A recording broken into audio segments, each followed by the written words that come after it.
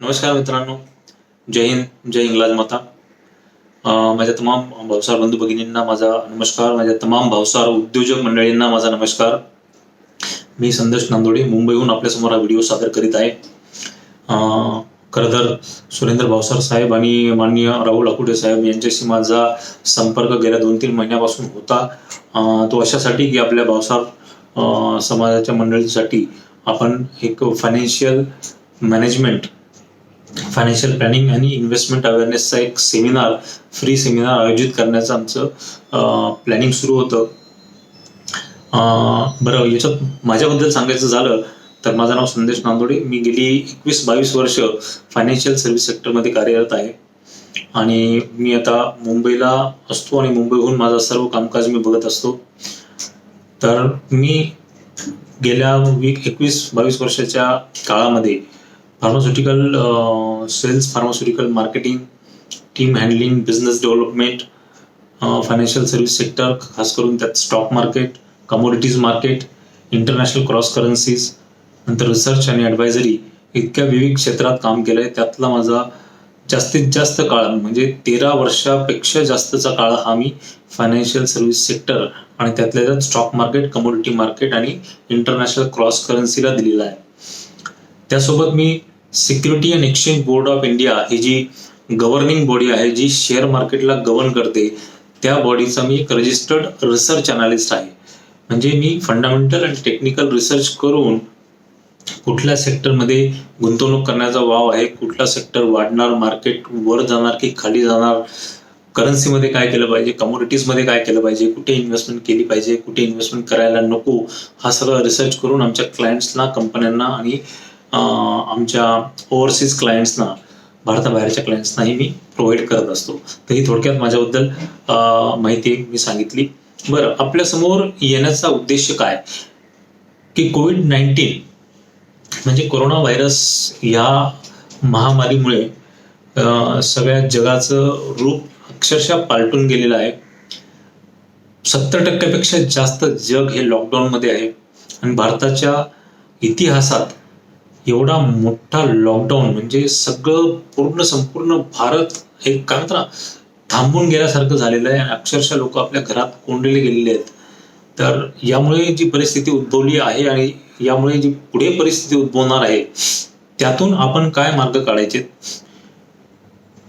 Post Covid lockdown नंतर कुठल्या कुठल्या क्षेत्रात आपल्याला अपॉर्च्युनिटीज असतील, करिअर आणि बिझनेस करण्यासाठी कुठल्या क्षेत्रात आपल्याला चांगला वाव असेल, याविषयी आपण थोडं चर्चा करण्याचा आणि समजून घेण्याचा प्रयत्न करूया. त्याआधी थोडं मी 1-2 विषय असे बोलू इच्छितो की हा जो लॉकडाऊन झालेला आहे तर याचा सिरियसनेस हा किती भयंकर आहे किंवा याचा इम्पॅक्ट हा आपल्या इकॉनॉमीवर किती खोलवर झालेला आहे हे थोडं आपण समजून घेतलं तर होईल काय की आपण एक मानसिकदृष्ट्या आपली तयारी राहील, आपण मेंटली प्रिपेअर्ड असू की हा आघात किती मोठा आहे आणि यातून आपल्याला बाहेर निघण्यासाठी किती प्रयत्न करावे लागतील. तर कुठल्याही देशाची इकॉनॉमी जर आपल्याला बघायची असेल तर तसे बरेचसे फॅक्टर आपल्याला फंडामेंटल बघायला लागतात, परंतु त्यातल्या त्यात जीडीपी आणि अनएम्प्लॉयमेंट म्हणजे जीडीपी आणि बेरोजगारीचा दर हे 2 मेजर इंडिकेटर असतात जे कुठल्याही इकॉनॉमीची काय म्हणतात ना मजबूती किंवा कमजोरी दर्शवतात. तर जीडीपी भारताचा येणाऱ्या काळामध्ये इंटरनॅशनल मॉनिटरी फंड ही जी संस्था आहे जी सगळ्या जगातल्या इकॉनॉमीवर लक्ष ठेवून असते आणि त्यांचं आकलन करत असते, तर त्यांनी आपला जीडीपीचा वाढीचा दर 2020 आणि 21च्या दरम्यान 1.9% असेल असा एक अंदाज दर्शवला आहे. तर मित्रांनो, 2% कमीचा जीडीपी ग्रोथ दर हा भारताच्या इतिहासात गेल्या 30 वर्षात पहिल्यांदा असं होणार आहे की आपण इतक्या कमी रेटने आपली इकॉनॉमी ग्रो करणार आहे. बघा, 30 वर्षात, गेल्या 30 वर्षात जर आपण बघितलं तर 4-5% वरच, किंबहुना कधी कधी आपला 10 ते 12% सुद्धा जीडीपीचा वाढीचा दर राहिलेला आहे. परंतु ह्या पॅन्डेमिकमुळे, लॉकडाऊन असल्यामुळे, सगळ्या इंडस्ट्रीज बंद असल्यामुळे हा हा हा वाढीचा दर आपला 2% खाली येण्याची शक्यता आहे. आणि CII जी कॉन्फेडरेशन ऑफ इंडियन इंडस्ट्रीज एक संस्था आहे आपली, त्यांनी तर 0.9 0.9% to 1.5% म्हणजे 1.5% पेक्षा कमी आपला GDP दर असेल असा एक अंदाज वर्तवला. यावरून आपल्याला लक्षात येईल की या महामारीमुळे, या लॉकडाऊनमुळे आपल्या इकॉनॉमीवर किती खोलवर इम्पॅक्ट पडलेला आहे. दुसरी गोष्ट, आता हा एक इंटरेस्टिंग डेटा आहे बघा, बेरोजगारीचा दर. बेरोजगारीचा दर हा गेल्या 15 मार्च 2020 पर्यंत 6.7% होता. 6.7% अनएम्प्लॉयमेंट रेट होता मार्च महिना, ह्याच 2020 ची गोष्ट करतोय आपण. आणि तोच अनएम्प्लॉयमेंट रेट 19 एप्रिल 2020 येता 26% झाला. म्हणजे काय की 6.7% वरचा बेरोजगारीचा दर आपला 26%वर गेला लॉकडाऊनमुळे. म्हणजे जवळपास 14 करोड लोकांचा रोजगार हा गेलेला आहे. तर परिस्थिती नक्कीच गंभीर आहे, परंतु घाबरून जायचं नाही. याच्यातून मार्ग कसा काढायचा, पुढे आपण कसं जायचं, यावर थोडी आपण चर्चा करू आणि कुठल्या क्षेत्रामध्ये आपल्याला वाव असेल त्यावर आपण जरा एक लक्ष टाकण्याचा प्रयत्न करू. तर मित्रांनो, आता रिसेंटली आपण ऐकलं असेल की आपल्या पंतप्रधानांनी, आपल्या गव्हर्नमेंटने एक इकॉनॉमिकल पॅकेजची घोषणा केली. ते पॅकेज होतं 20 लाख करोड रुपयांचं, म्हणजे जवळपास $280 billion. 10% approximately 10% of our GDP. तर याचा अर्थ आपण एक समजून घेतला पाहिजे की हे 20 लाख करोड रुपये हे नवीन फ्रेश अमाऊंट काढून यांनी दिलेली नाही पॅकेजसाठी. बघा, याच्यामध्ये 2-3 कॉम्पोनंट आहे. एक आहे 1.7 लाख करोड, 1.7 लाख करोडचा आधीच जाहीर केलेलं पॅकेज. त्यानंतर RBIचे काही डिसिजन घेतलेले असतात, त्या RBIच्या डिसिजनची एक अमाऊंट आहे 5 ते 6 लाख करोड. तर हा जो कॉम्पोनंट आहे आधी जाहीर झालेला, तर हा 40% भाग आहे या टोटल पॅकेजच्या. म्हणजे काय की आपल्याला फक्त म्हणण्यापेक्षा 12 ते 13 लाख करोडची नवीन अमाऊंट पॅकेजच्या स्वरूपात जाहीर झालेली आहे. त्याच्यामुळे मला असं वाटतं की यातून आपण फार काही अपेक्षा करणं योग्य नाही. कारण एक लक्षात घ्या, हे पॅकेज त्या प्रकारचं नाहीये की समजा आता मला कपड्यांची गरज आहे, मला कपडे घेण्यासाठी 2,000 रुपयाची गरज आहे, उदाहरण देतो. तर गव्हर्नमेंट मला 2,000 रुपये देणार नाहीत, ते मला 2,000 रुपयांचे कपडे देणार. मला जर 5 लाख रुपयाच्या मशिनरीची गरज आहे तर ते मला 5 लाख रुपये नाही देणार, ते मला 5 लाख रुपयाची मशिनरी आणून देणार. तर हे पॅकेज जरा वेगळ्या स्वरूपाने आपल्या समोर येणार आहे. त्यामुळे आपण कुठल्याही प्रकारची काय म्हणतो ना, एक अनएक्सपेक्टेड अपेक्षा या पॅकेजकडनं न केलेलीच बरी. त्यामुळे हा विषय आपण बाजूला ठेवून देऊया. तरी सुद्धा एक खूप स्तुत्य उपक्रम होता. इतक्या मोठ्या पॅकेजची घोषणा भारताच्या इतिहासात पहिल्यांदा झालेली आहे. आणि याचा एक क्लिअर कट अर्थ असा होतो की आपली अर्थव्यवस्था ही एक जबरदस्त तेजीकडे, एक मजबूतीकडे आणि 5 ट्रिलियन इकॉनॉमीकडे आपण अग्रेसर होतोय. नो डाऊट हा एक पॅन्डेमिकचा झटका जर आपल्याला लागला नसता तर एक चांगली आपल्याला ग्रोथ आतापर्यंत बघायला मिळाली असती. आणि एक लक्षात घ्या, दर 12 ते 13 वर्षानंतर, बघा लक्षात घ्या, दर 12 ते 13 वर्षानंतर इकॉनॉमिक स्लोडाऊन हा येतोच येतो. हे स्टॉक मार्केटमध्ये असल्यामुळे मी याचं आकलन केलेलं आहे, मी बघितलंय आणि हे होत असतं. त्याच्यामुळे मागचा जो फॉल आला होता, क्रायसिस, तो 2008 ला आलेला आणि आता आला तो 2020 ला आलेला. म्हणजे 12 वर्षाच्या अंतरानंतर हा फॉल आला, जो की अगदी एक्सपेक्टेड होता आणि नॉर्मल आहे. बरं, याला नॉर्मल सध्या का म्हणू शकत नाही? कारण दुर्दैवाने याच्यामध्ये बऱ्याचशा लोकांनी आपले प्राण गमावले. हे व्हायला नको होतं. बघा, इकॉनॉमिकल क्रायसिस येणं, इकॉनॉमीमध्ये अप अँड डाऊन होणं, GDP वर खाली होणं, हे अगदी नॉर्मल आहे, हे होत असतं. माणसाची तब्येत 12ही महिने सेम, म्हणजे काय म्हणतात ना, सारखी नसते. आज जसा मी तुमच्यासमोर बसलोय तसाच मी वर्षभर असेल असं नसतं. कधी सर्दी होते, कधी खोकला होतो, कधी सायनस होतो, कधी अंग दुखतं. पण हे आपण हळूहळू पुढे सरकत असतो आयुष्यात. तर इथे झालं काय, इथे लोकांचे मृत्यू झाले, तो खूप दुर्दैवी भाग होता. त्याच्यामुळे याचं इंटेन्सिटी भयंकर वाढली. तर याच्यात वर्स्ट अफेक्टेड सेक्टर जर आपण बघितले तर ऑटोमोबाईल हा सर्वात वर्स्ट अफेक्टेड सेक्टर आपण याच्यात समजू शकतो, बघू शकतो. ऑटो ॲन्सिलरी हा दुसरा सेक्टर आहे. त्याच्यानंतर textile, manufacturing, logistic, e commerce है ना, rubber, tyre industry, aviation, tourism, travels हे इतके जबरदस्त अफेक्टेड झालेले आहेत की काय म्हणतात ना, की ज्याचं आकलन अजून झालेलं नाही की हा लॉस किती आहे. तर याचं आकलन जेव्हा होईल, जेव्हा हे ऍक्च्युअली फिगर्स कागदावर मांडल्या जातील, त्यावेळेस आपल्याला 2-3-4 महिन्यानंतर कळेल की हा डॅमेज किती सिव्हिअर आहे किंवा किती एक्सटेंटमध्ये ऍक्च्युअल आपला लॉस झालेला आहे.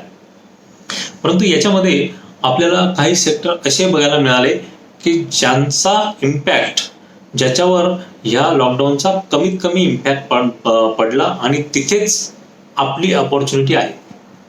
बघा, इतकी सिव्हिअर कंडिशन झाल्यानंतर सुद्धा जर कुठला सेक्टर हा तग धरून आहे आणि परफॉर्म करतोय, तर डेफिनेटली अशा सेक्टरमध्ये आपण काम केलं पाहिजे आणि अशा सेक्टरचाच आपण विचार केला पाहिजे की काहीही परिस्थिती, कितीही वाईट परिस्थिती आली तरी सुद्धा आपलं काम सुरू राहील. तर त्यातला सर्वात मेजर सेक्टर कुठला होता, तो म्हणजे फार्मास्युटिकल इंडस्ट्रीज. नंतर रिटेल फार्मसी, हॉस्पिटल्स, हे म्हणजे हेल्थ केअर झालं, सगळं आलं त्यात. नंतर तुमचा इंटरनेट बेस्ड बिझनेस. बघा, इंटरनेट बेस्ड बिझनेसमध्ये उलट डिमांड वाढली.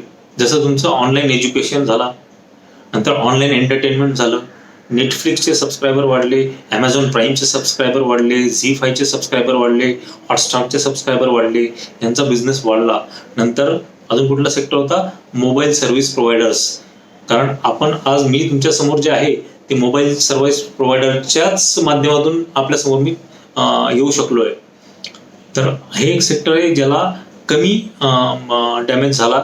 त्याच्यानंतर stock broking, stock market, forex market आणि कमोडिटी ट्रेडिंग, ऑनलाईन बिझनेस म्हणतोय मी, फिजिकल ट्रेडिंगची गोष्ट नाही करत, ऑनलाईन बिझनेस. तर ह्या सगळ्या बिझनेसेसला आणि इसेन्शियल सर्व्हिसेस यांना सर्वात कमी मार पडलेला आहे या पॅन्डेमिकचा. सॉरी, तो मला थोडा सायनसचा त्रास होतो. बरं, अशा कंडिशनमध्ये एक गोष्ट आपण लक्षात घ्या, जेव्हा केव्हा इकॉनॉमिकल डाऊनटर्न येतो, जेव्हा केव्हा इकॉनॉमिकल कंडिशन्स ही खराब झालेली असते कुठेही, अशा वेळेस cash is always a king. आता इथे मला सांगायचं तात्पर्य काय आहे की तुमच्या खिशात किती पैसे हे मला सांगायचं नाही. आपण कंपनीच्या दृष्टीने, बिझनेसच्या दृष्टीने बोलूया की असे बिझनेस जे ह्या कोविड एरामध्ये सुद्धा त्यांचा कॅश फ्लो मॅनेज करू शकतील आणि फायनान्शियली तग धरून राहतील, ते सगळे बिझनेस, ते सगळ्या कंपन्या, ते सगळे उद्योग, मध्ये छोटे मोठे किती त्याची साईज असू द्या, ते सगळे पोस्ट कोविड नंतर खूप जोराने वर येतील, खूप जोरात रिकवर होतील आणि ते एक काय म्हणतात ना, एक विक्टोरियस बिझनेस म्हणून आपल्याला बघायला मिळतील. तर आता आपण आपल्या मेन मुद्द्यात हात घालूया की कोविड-19 नंतर ऑपॉर्च्युनिटी कशात आहे आणि आपण काय करू शकतो.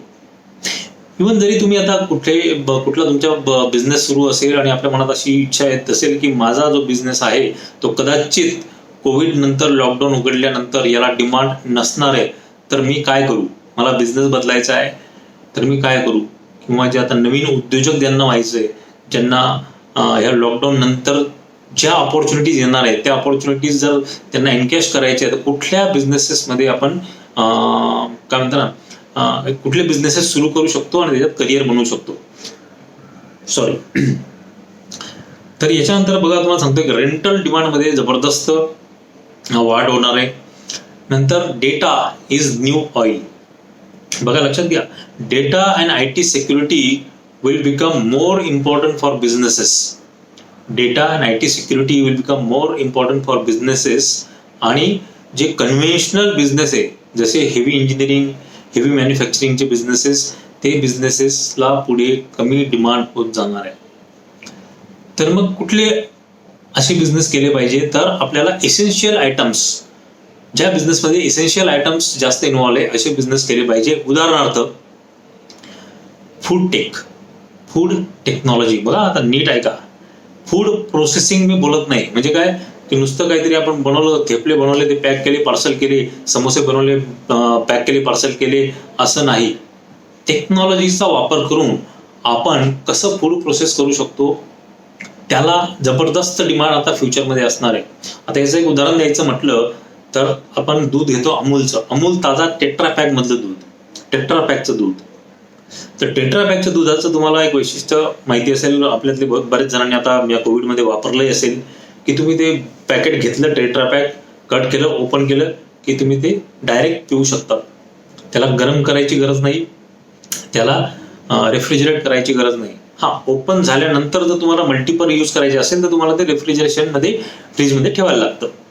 परंतु अलग लक्षात, हे अशा प्रकारे. अन्यथा आपण याआधी हा विचार करू शकत नव्हतो की आपण गाईचं किंवा म्हशीचं दूध आणलं आणि ते आणल्यावर गाळून गरम न करून तसंच प्यायलो तर काय व्हायचं, बरेचसे प्रॉब्लेम्स लोकांना व्हायचे, पचायचं नाही आणि नाना प्रकारचे इश्यूज व्हायचे. तर फूड टेक्नॉलॉजीमध्ये आपण टेक्नॉलॉजीचा वापर करून ते फूड जास्तीत जास्त हायजेनिक, टिकाऊ आणि easy to consume, direct to consume कसं बनवू शकतो, याला फ्युचरमध्ये खूप जबरदस्त मागणी असणार आहे, खूप जबरदस्त डिमांड असणार आहे. तर त्या क्षेत्रात आपण एक चांगलं करिअर करू शकतो, एक उद्योग सुरू करू शकतो. दुसरं म्हणजे ॲग्रिकल्चरल टेक्नॉलॉजीज. अगेन टेक्नॉलॉजी आलं बघा. टेक्नॉलॉजी शिवाय जग नाही.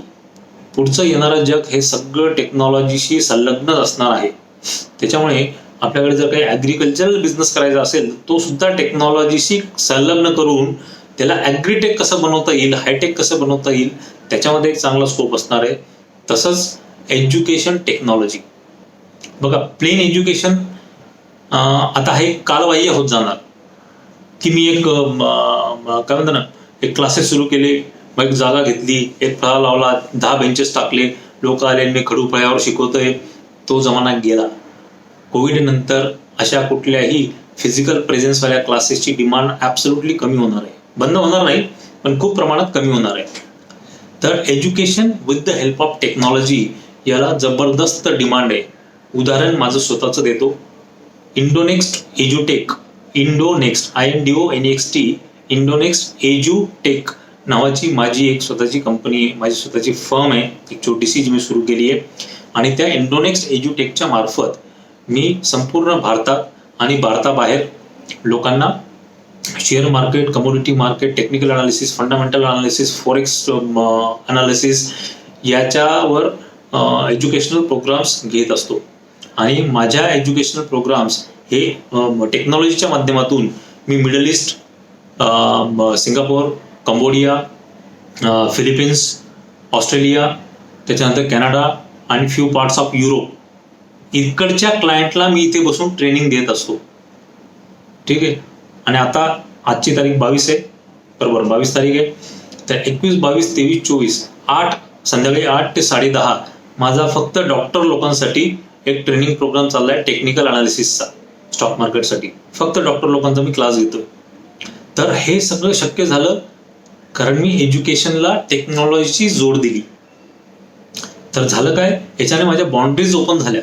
आज जे माझा ऑस्ट्रेलियाचा ग्रुप आहे, ज्यांना मी नेक्स्ट वीकला ट्रेनिंग देणार आहे, तर त्यांना ट्रेनिंग देण्यासाठी मला ऑस्ट्रेलियाला जावं लागलं असतं, जाण्या येण्याचा खर्च करायला लागला असता, एक आठवडा तिकडे राहावं लागलं असतं, तिथे हॉटेल बुक करायला लागलं असतं, ते हॉटेलचा हॉल घ्या. म्हणजे लक्षात घ्या तुम्ही, कितीतरी एफर्ट्स आणि खर्च आपला वाचला टेक्नॉलॉजीचा वापर केल्यामुळे. सो एज्युटेक हॅज अ इमेन्स पोटेन्शियल. आणि एज्युटेक ही भारतामध्ये, लक्षात घ्या, भारतामध्ये $10 बिलियन इंडस्ट्री आहे. किती? $10 बिलियन म्हणजे 75,000 करोड रुपयाची ही इंडस्ट्री आहे. तर याला हलक्यात घेऊन चालणार नाही. आणि ही इंडस्ट्री जवळपास 27% दरवर्षी वाढणार आहे. ठीक आहे. दुसरं आहे हेल्थ टेक. म्हणजे तुम्ही हेल्थ केअरचं कुठलं प्रोडक्शन करत असाल, कुठल्याही इन्स्ट्रुमेंटचं असा, किंवा तुम्ही त्या संबंधात कुठे कनेक्टेड असाल, तर टेक्नॉलॉजीचा वापर करून आपण हेल्थ केअर सर्व्हिसेस कशा लोकांपर्यंत पोहोचू शकतो, त्याला खूप प्रचंड डिमांड येणाऱ्या काळात, खास करून कोविड नंतर असणार आहे. कारण आपल्याला माहिती आहे सोशल डिस्टन्सिंग हे आपल्या आयुष्यातला हा एक अविभाज्य अंग हा बनणार आहे. मास्क लावणं हा एक अविभाज्य अंग बनणार आहे. सॅनिटायझर वापरणं हा एक अविभाज्य अंग बनणार आहे.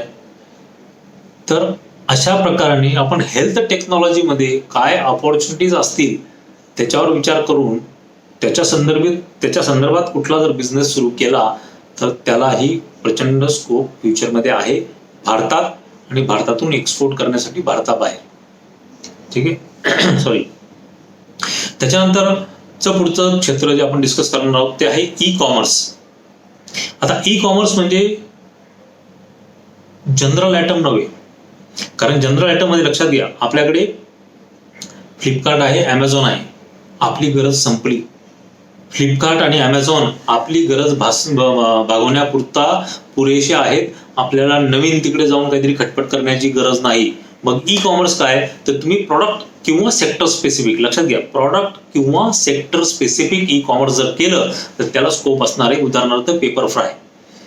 जर आपल्याला चांगल्या उच्च प्रतीचं फर्निचर ऑनलाईन खरेदी करायचं असेल तर आपण ॲमेझॉन फ्लिपकार्टवर जात नाही, आपण जातो पेपर फ्रायवर. का, तर ते सेक्टर स्पेसिफिक प्रॉडक्ट आपल्याला अवेलेबल करून देतं, आपल्या घरपोच आणून देतं. तर असं जर आपण काही केलं की एखादा प्रॉडक्ट मध्ये स्पेशलायझेशन घ्यायचं की हा प्रॉडक्ट ऑनलाईन आणि या प्रॉडक्टशी संबंधित सगळे connected products, by products, derivative products हे सगळे आमच्याकडे मिळतील.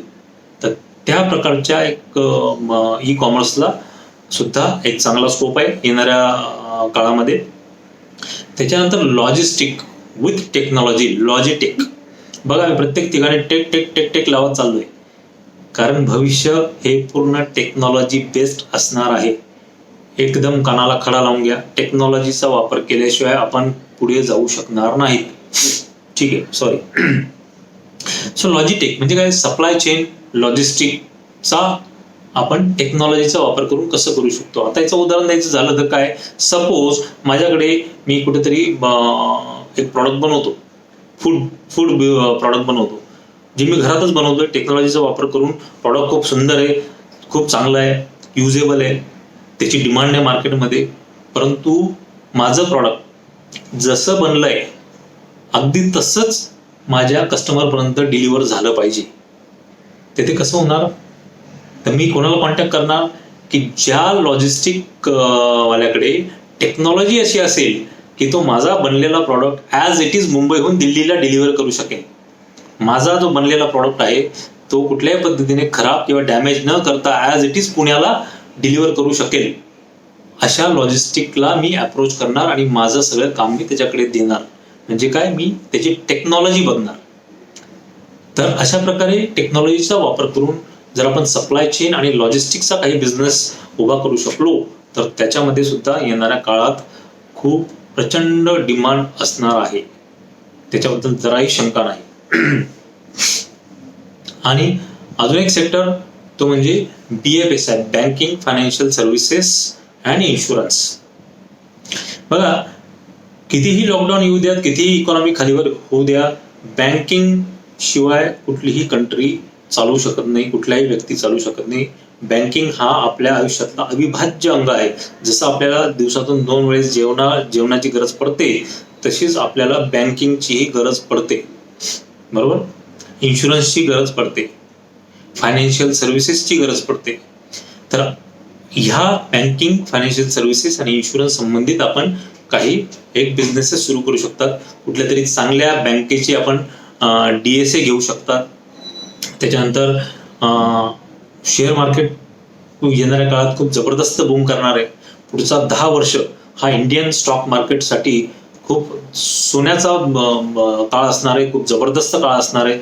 तर तुम्ही स्टॉक मार्केटमध्ये सब ब्रोकर बनून, ऑथराइज पर्सन बनून, कुठल्या तरी एक चांगल्या ब्रोकरशी कनेक्ट होऊन तुम्ही तो एक स्वतःचा बिझनेस डेव्हलप करू शकतात किंवा इंटरनॅशनल क्रॉस करन्सीमध्ये डेव्हलप करू शकतात.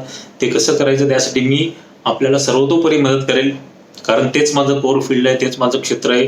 आणि अशा जवळपास एक 500 पेक्षा जास्त लोकांना मी त्यांचा स्वतःचा काय म्हणतात ना, शेअर ब्रोकिंगचा किंवा स्टॉक ब्रोकिंगचा, कमोडिटी ब्रोकिंगचा, इंटरनॅशनल क्रॉस करन्सीचा एक बिझनेस भारतात आणि भारताबाहेर सुरू करून दिलेला आहे.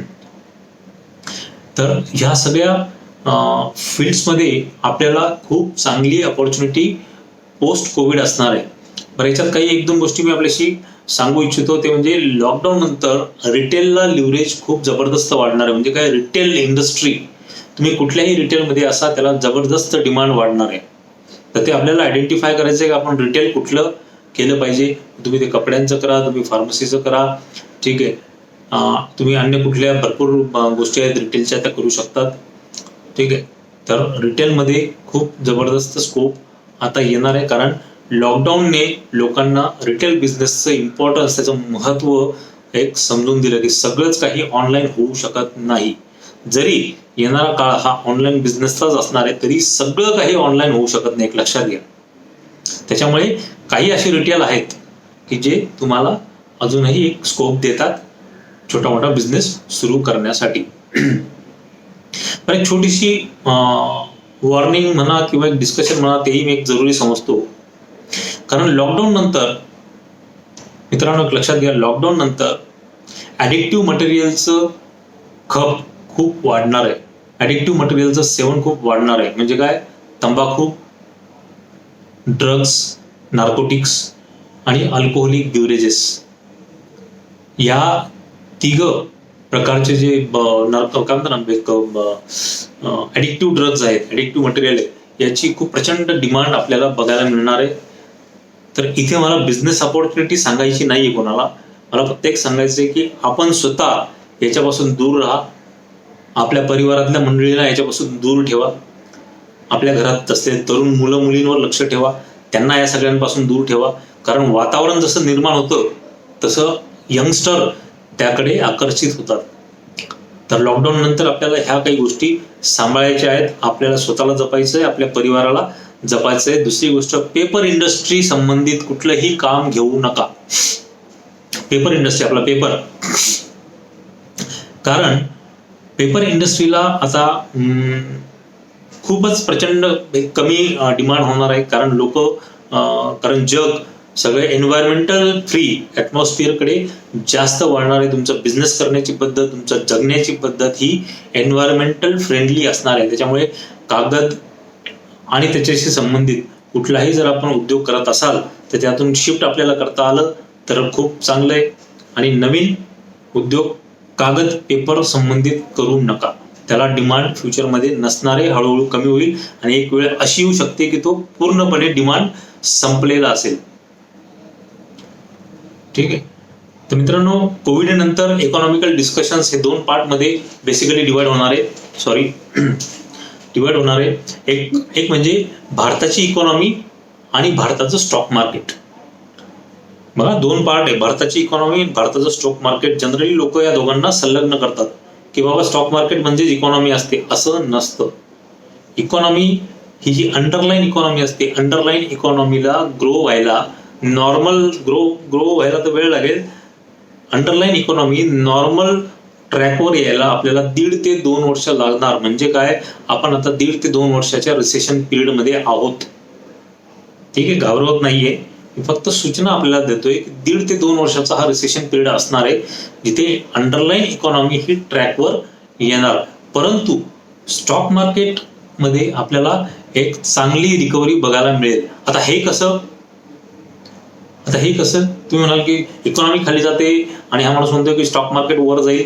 बघा, स्टॉक मार्केटला आपलं स्वतःचं डोकं असतं, हे कॉम्बिनेशन असतं millions of people, millions of traders who are already trading and investing into stock market, आणि जी अल्गोरिथमिक सिस्टीम चालू असते मार्केटची, त्याचं हे कॉम्बिनेशन असतं की हे स्वतःचं डोकं असतं स्टॉक मार्केटला. आणि आता शेअर मार्केट वर का जाणार, तर फंडामेंटल ताकदीमुळे शेअर मार्केट वर जाणार नाही. शेअर मार्केट जे वर जाईल किंवा आता जे वर आलं, जो आता एक फॉल आला होता मार्केटला आणि तिथून अचानक मार्केट वर आलं, तरी अचानक का आलं लक्षात घ्या. कारण मार्केटमध्ये लिक्विडिटी आहे, जी ग्लोबल लिक्विडिटी आहे.